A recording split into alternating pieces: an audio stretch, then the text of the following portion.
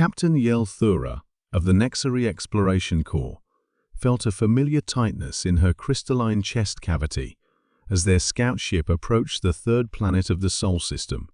The pale blue world spinning lazily below triggered genetic memories encoded in her species' DNA. This was where Survey Team 7 had vanished 30 millennia ago during routine resource mapping operations. Approaching the crash site coordinates, announced her pilot, Kexvon, his 6 arms dancing across the bio-neural interface controls. Strange. I'm detecting significant electromagnetic interference. The surface topology doesn't match our historical records. Thura accessed the mission archives through her neural implant. Survey Team 7 had been conducting routine geological surveys when their craft experienced catastrophic system failure over what the primitive local species called Europe. The ship had crash-landed in a remote mountain valley, its crew of 12 lost along with 2 decades worth of collected xenological samples and advanced mining equipment. The Nexari High Command had deemed immediate rescue operations too risky. The local species showed signs of developing tool use, and direct intervention might contaminate their natural evolutionary path. They had planned to return once the primitives either achieved spaceflight or went extinct, whichever came first. What kind of interference? Thura asked, though part of her already suspected the answer. Artificial radio signals, gravitational distortions from massive construction projects, and, Captain, I'm reading fusion signatures. Multiple fusion reactors operating across the planetary surface. The display screens flickered to life, showing a world transformed beyond recognition, where their archives recorded scattered tribal settlements and vast wilderness. The surface now gleamed with sprawling cities connected by geometric transportation networks. The electromagnetic spectrum buzzed with thousands of communication channels carrying data streams, more complex than Nexari diplomatic protocols. The local species achieved spaceflight, Thura observed, watching artificial satellites streak across their sensors in perfect orbital patterns. How long did our xenobiologists predict that would take? Approximately 200,000 cycles, Captain, based on their observed cognitive development and tool-making capabilities. And how long has it actually been? 30,000 cycles.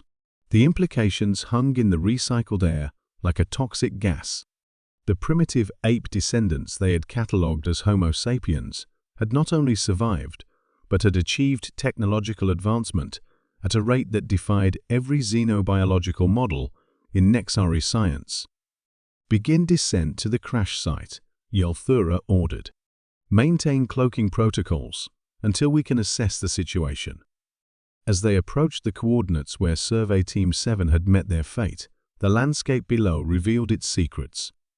The remote mountain valley was no longer remote. A massive settlement sprawled across the entire region, dominated by what appeared to be some kind of cultural complex. Captain, Kexvon's voice carried a note of confusion. The humans have built structures directly over our crash site. Significant excavation work has been conducted in the area. I'm detecting familiar energy signatures.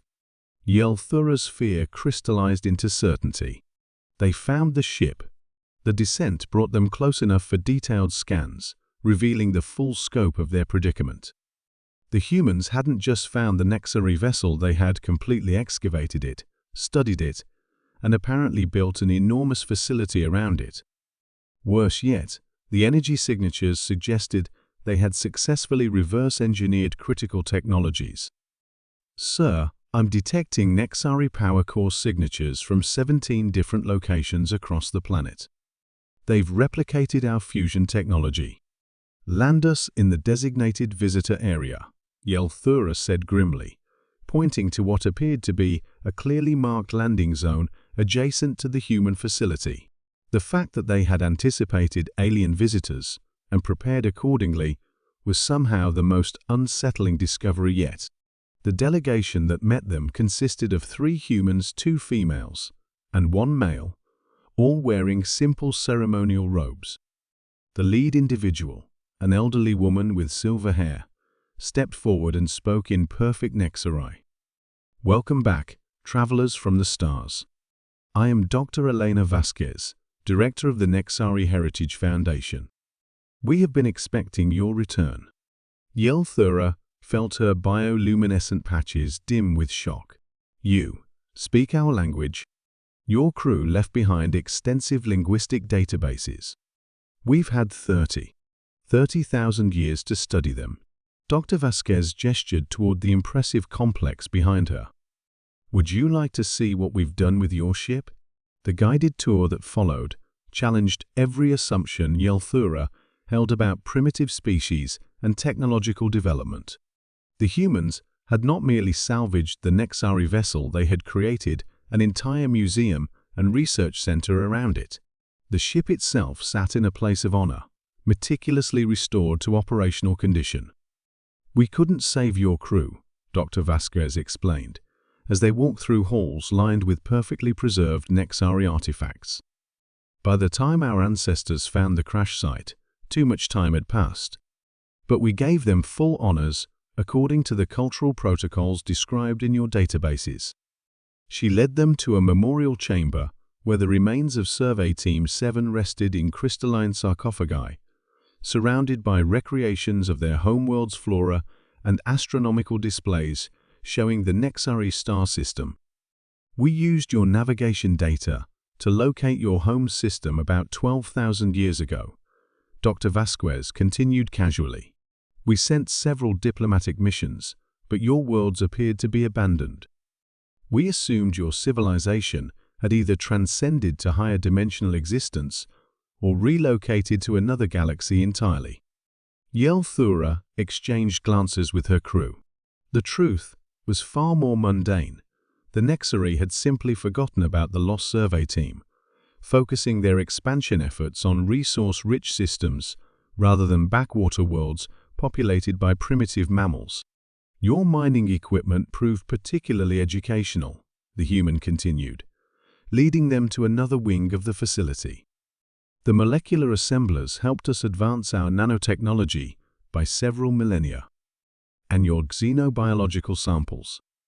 She paused before a vast chamber filled with creatures that made Yelthura's respiratory systems spasm in recognition.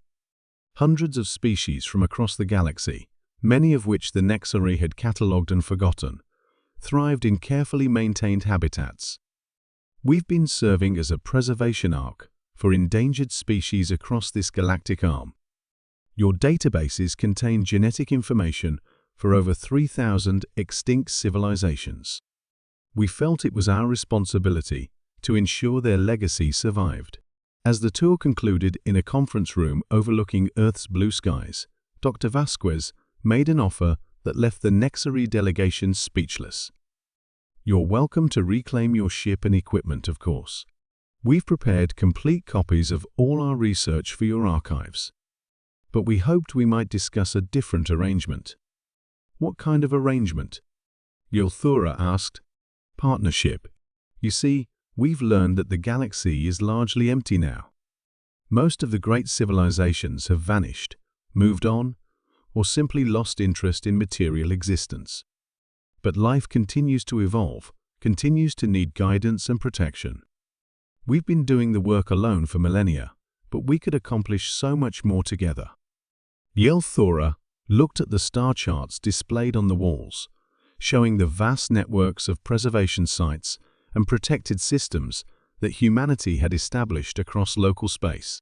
The primitive species they had dismissed 30,000 years ago had not only achieved technological advancement, they had appointed themselves guardians of galactic biodiversity. "We'll need to consult with our superiors," she said finally. Dr. Vasquez smiled, an expression that somehow conveyed both warmth and vast patience. "Of course. We've waited 30,000 years for this conversation. We can wait a little longer for your answer." As the Nexari ship departed Earth's atmosphere, Yelthura realized that they hadn't come to retrieve their lost property. They had come to discover that their primitive species had become something their ancient civilization had never achieved, true stewards of life itself. The question now was whether the Nexari were ready to learn from their former subjects.